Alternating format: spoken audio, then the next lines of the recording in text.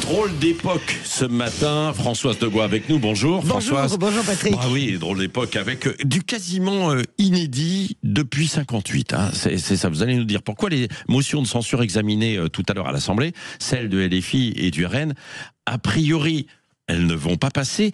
Mais il y a quand même beaucoup de pression en coulisses. Quoi. Énorme, c'est ce que Patrick. vous nous racontez. Oui, c'est vrai, parce que vous avez raison de le dire, c'est homérique, parce que c'est du jamais vu depuis 1958, une sorte de parlement en liberté. Une situation un peu vertigineuse où tous les parlementaires plongent dans l'inconnu, examiner un budget sans la guillotine du fameux 49.3, vous savez, qui permet au gouvernement de passer en force et sans vote si ça coince. Et c'est peu dire, justement, Patrick, que la pression est maximale. D'abord au sein du Parti socialiste. C'est le groupe clé avec ses 69 députés. Si Olivier Faure tient ses troupes sans vraiment de menace existentielle et que les habituels frondeurs voteront pour la censure, c'est-à-dire 8 députés, c'est le déchaînement de LFI qui a été paroxystique hier. Vous l'avez vu, Patrick, en gros, les Insoumis ont organisé le roulis toute la journée pour expliquer que la réforme des retraites ne sera jamais suspendue, avec des arguments techniques parlementaires absolument incompréhensibles pour le commun des mortels. Mais il y avait un seul message qui comptait à faire passer pour LFI hier. Les socialistes se sont fait rouler dans la farine avec des mots délirants. Ils parlent d'entente mafieuse, de mensonges, de deal. C'est complètement dingue. Imaginons si LFI avait obtenu cette victoire. Évidemment, ils ne parleraient pas comme ça. En fait, derrière cette censure, c'est tout l'avenir aujourd'hui. Et le cap de la gauche qui se joue, pour le moment, en tout cas, avant la censure, c'est Faure 1, Mélenchon 0. Oui, bon. La pression est aussi très forte sur le groupe des Républicains. Oui, la pression extérieure pour faire craquer le groupe. On ne compte plus les messages de sénateurs, de présidents de région et de Bruno Retailleau lui-même qui exhorte les députés républicains à voter la censure. Là encore, Patrick, imaginons si Bruno Retailleau n'avait pas quitté la porte n'avait pas claqué la porte de ce gouvernement. Vous croyez qu'il tiendrait ce discours? Eh bien non, il dirait la censure, on ne la vote pas parce qu'il faut que la France ait un budget. Mais là, il est président des LR et donc il est sorti d'une certaine manière du film et il a, comment dirais-je, ce discours assez destructeur.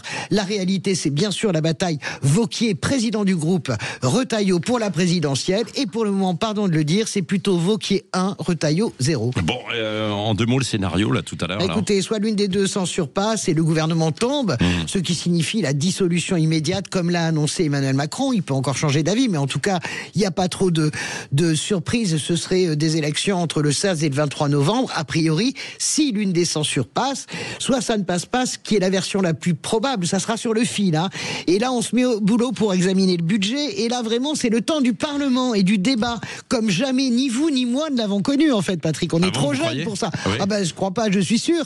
Vous allez avoir pour la première fois un budget qui va être débattu. Chaque voix va compter, chaque amendement va compter. Il peut être remis dans le texte ou il peut tomber. En fait, je vais vous le dire, hein, je sais que Elisabeth va hurler, mais c'est le retour de la démocratie parlementaire. Bon, non mais en tout cas, ce sera. Bon, on va voir ce qui va se passer ce matin, bien sûr, parce que ça se joue à une vingtaine de mois après. Oui, 15, 20. Oui, on ne sait pas. En tout cas. Beaucoup des internautes là qui votent, hein, soutenez-vous le vote de la censure ce matin, disent oui. Plutôt, ils le soutiennent. Bah oui, parce que il y en a qui disent oui, mais c'est toujours pareil. Et puis après, il y a tous les impôts, les taxes, etc. qui sont dans ce projet de budget. Alors, ce sera discuté. Ce que tout vous dites. Va être débattu. Parce que, il y a des choses quand même assez incroyables. Oui, mais il y a des choses terribles sur les remboursements. Moi, je mets en garde. C'est pour ça d'ailleurs que du côté de LFI comme du RN, on dit regardez, vous faites rouler dans la farine. En fait, ils peuvent dire ce qu'ils veulent. Non, mais c'est pas le sujet. Puis, le sujet. Jackie nous dit, par exemple, là, le PS fait perdre du temps à l'économie. De toute façon, on reprendra le chemin de la réforme des retraites. Bon, je sais pas. Écoutez, moi, je veux bien entendre tout ce qu'on entend. Moi, je dis simplement. Il faut entendre, ma chère Françoise. Mais vous aimez les sondages. Vous avez vu le sondage qui est sorti hier. 56% des Français ne veulent pas la censure. Alors, entre nos auditeurs et les Français, il y a peut-être un gap, en fait. On ne sait pas. On sait pas. Alors là, je ne sais pas. Moi non plus, je sais pas. Les auditeurs sont des Français, évidemment, qui nous écoutent. Et vice versa. Merci, Françoise. Donc, tout à l'heure, vous revenez pour le débrief. Avec plaisir. Votre invité politique, Jean-François Killy, tout à l'heure à 8h. Bonjour. Ce sera Aurélien Rousseau, député Place Publique des Yvelines. Vous savez qui était Aurélien Rousseau? C'est l'ancien ministre de la Santé, éphémère, qui a été aussi le directeur de cabinet d'Elisabeth Borne et qui a participé à l'époque à la fabrication de cette réforme des retraites. Bah oui. Il a rejoint Il était à fond derrière cette réforme des retraites, non?